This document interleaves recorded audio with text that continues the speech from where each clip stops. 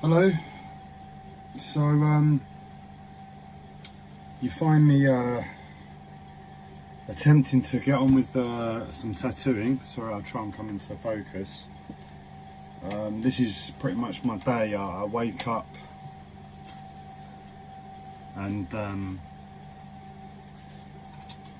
I managed to get on with some tattooing about 7-8 o'clock at night. Do that for an hour, and that's my day's achievement at the moment, which is more than it was the weeks before. So I'm moving in the right direction, but it's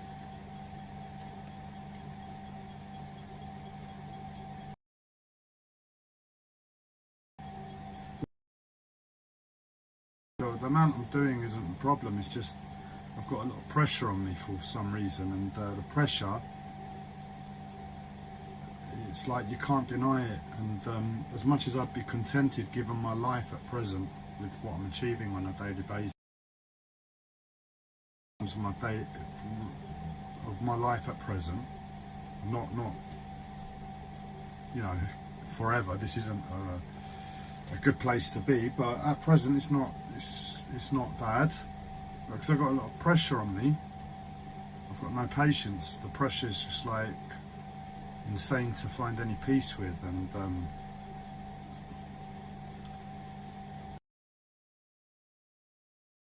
reassure myself that no, Andres, you're doing the right thing, and life isn't looking as you would want, but no, you're achieving something now. You're doing the right thing. Things are actually getting better. But this pressure, which might as well be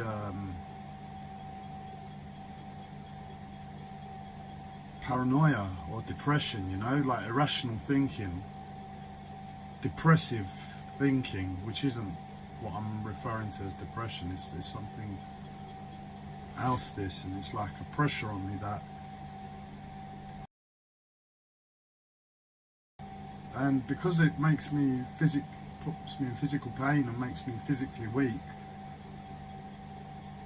it's able to insert a thought, and without much effort I can't really do much to correct it. And where I know I'm doing the right thing, this physical pressure is ruining my life. This physical health condition is giving me a mental health condition. But you try and tell the doctors that way round that your physical health is giving you a mental health problem, you're asking for trouble. So I'm just going to persist until I break down in tears. That's where I'm at. But yeah, no, I'm finally managing to. I've just made the first. What's it called? Markings for the tattoo. That's better. And I'm about to make a start. And what I try to do is have something on at the same time, some video, some YouTube, some music, or I don't know, something to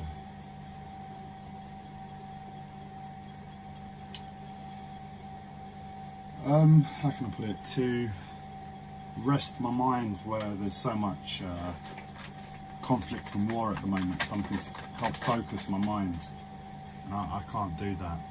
So I thought what I'd do is maybe have a discussion with you whilst I'm doing some tattooing. The active expression of a little bit of aggression within my tone, because I'm in pain, is somehow healing to the situation. So that's my thinking. And yeah, so I thought I'd keep it spiritual, thought I'd keep it light, thought I'd keep it away from my life in the first instance, which is always hard to listen to, I appreciate. But going beyond the first instance, sorry, I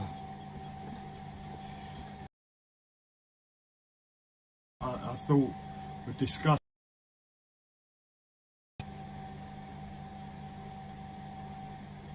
and I don't know how long I'm going to be able to keep this up before my physical health and my mental health get on top of trying to antagonise me already. So I don't think I'm going to be talking about this long, but and I'll try and kindly just log off instead of creating some drama about how bad my circumstance is. But it's important to me at the moment, this question. Is truth taboo? Because truth is really missing within our world. I mean, people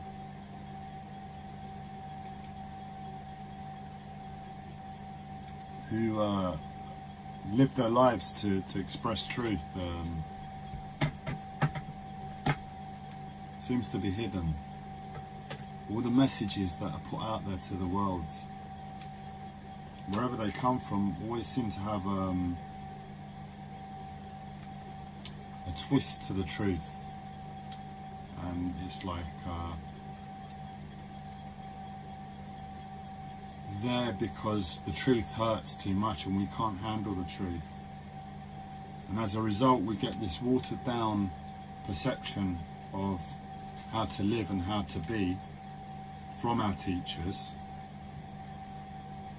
And as a result, the teachers corrupt themselves, they corrupt their message. Their message isn't truth, is it? Their message is truth communicated in a means to be effective.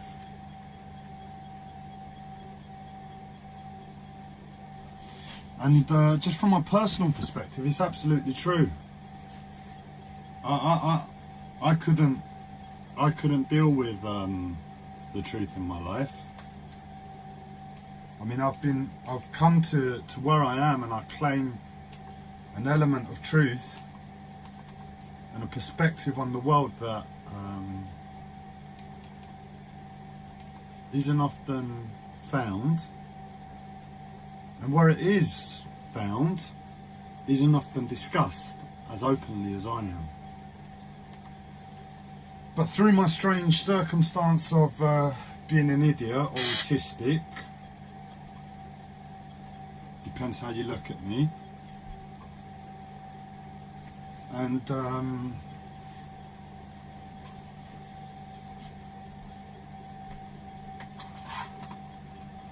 sorry, I'm just trying to coordinate the pedal for the tattoo machine so I can make a start.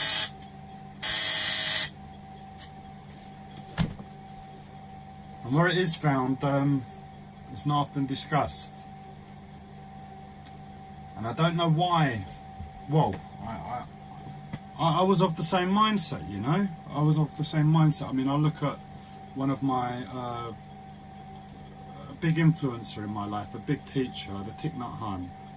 He's a Tibetan Buddhist monk, and he teaches meditation and mindfulness, and that's his thing. So you expect a very peaceful, loving message from the man. I'm gonna have to speak over the tattoo machine, so you're gonna have to pardon it, because I need to just move forward. And his message is of peace and love. His message all those years ago. But it struck me, and I realised his message is one to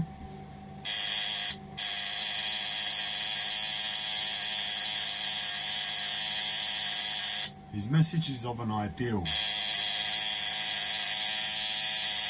The Thich Nhat Hanh's message is like, okay kids, we're all enlightened, the world's fantastic. You want to be spiritual, come and do some meditation.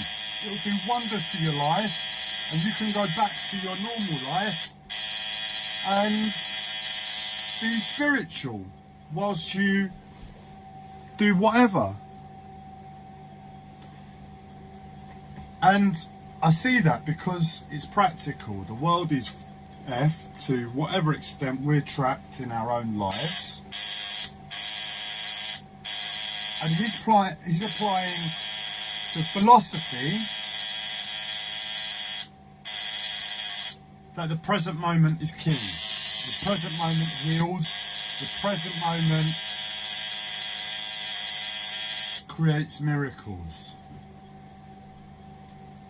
And if we're spiritual and we've done our, we've done our learning, you kind of half believe, perception and belief create reality. So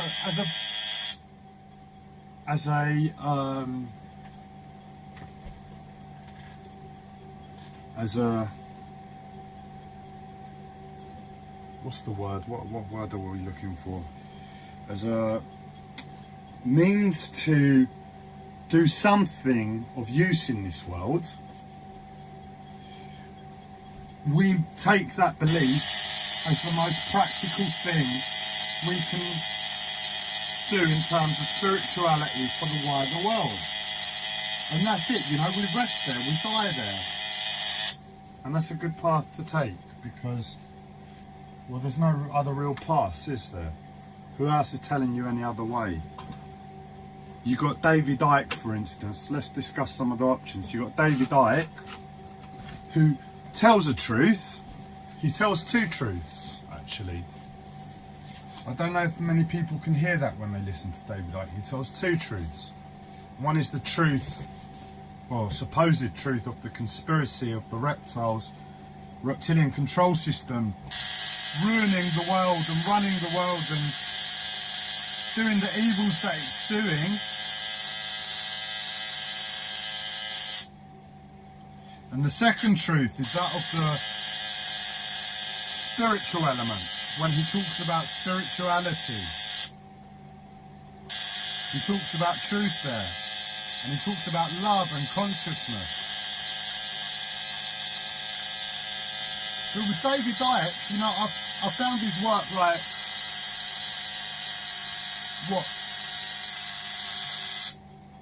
coming up to 20 years ago. And I was like, right, this guy's got something. He's talking about what's fucking up the world, and he's talking about the solution. We're on the winner here. Spirituality, love, consciousness being the solution. We're on to a winner. Let's listen to this guy.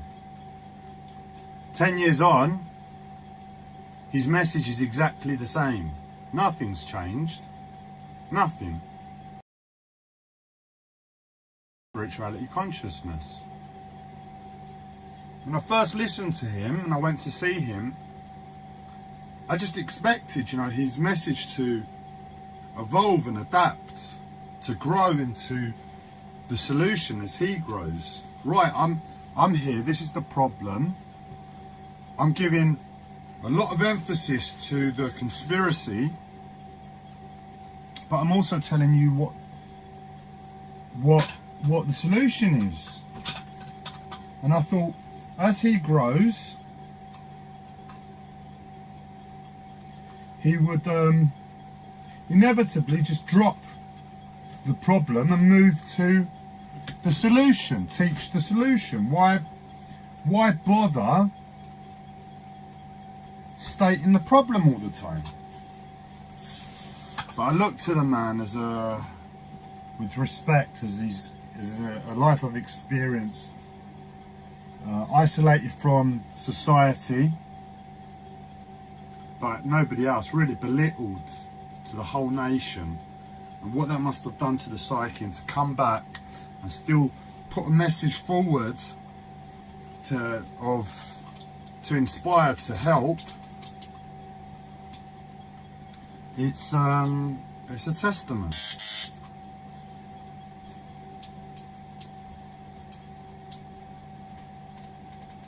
But 10 years on, his message is exactly the same. It hasn't changed. He hasn't. I don't hear that he's changed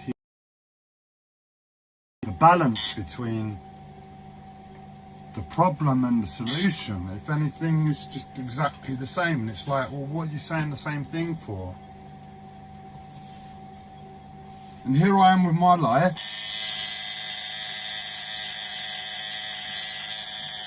And in my own way, I've put the intention out there to actively do some good in the world for the past 15, 20 years. To be of service to humanity. That's my spiritual approach to life.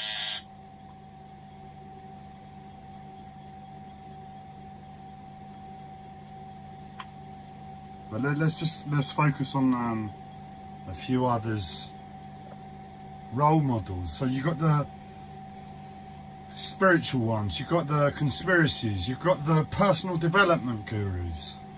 The personal development gurus, I mean, what's the real difference between somebody who tells you how to be financially sound and you find peace and reassurance through financial security, and somebody else who tells you to do it through meditation and mindfulness? There's no difference. Yes, you could say, we could say the act of meditation is far purer, far better for the soul. But then again, the personal development gurus teach mental strength to deal with an increase of wealth. Just be a good person. But neither is really it, is it? All they're doing is just telling you how to cope, how to find an element of peace and reassurance within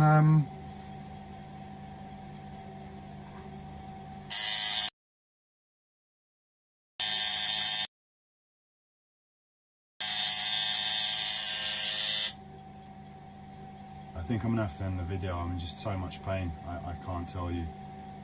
What it is, it's Saturday, and it's also fucking Sergey's come on board. And for him to come on board, he needs to just reshape my body, and unfortunately it's kind of painful. Look, I don't want to go into moaning, but I'm going to have to end the video. I'm in too much pain. I'm going to have to try something else.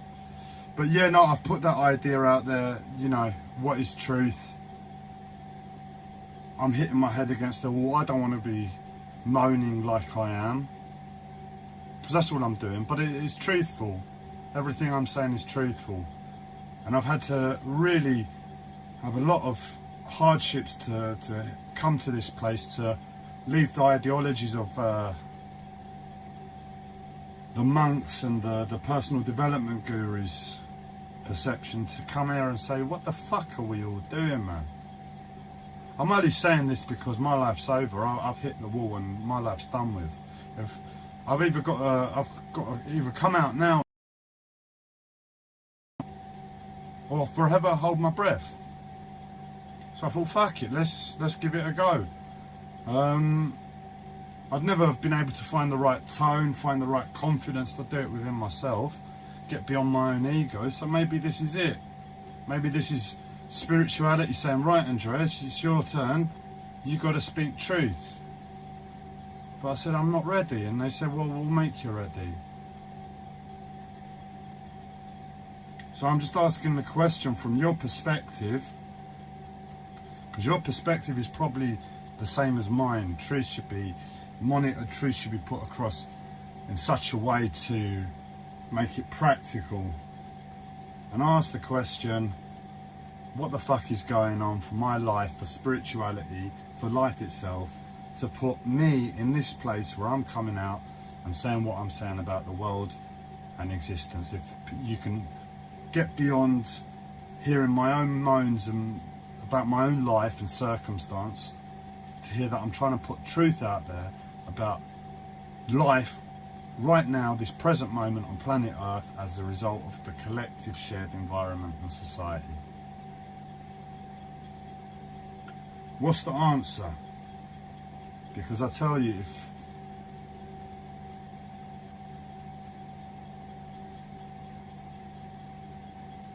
what I've got from my life so far is that there are a lot of people in this world that are in pain, to the extent that I know I couldn't live with myself if I knew the extent of others suffering in this world.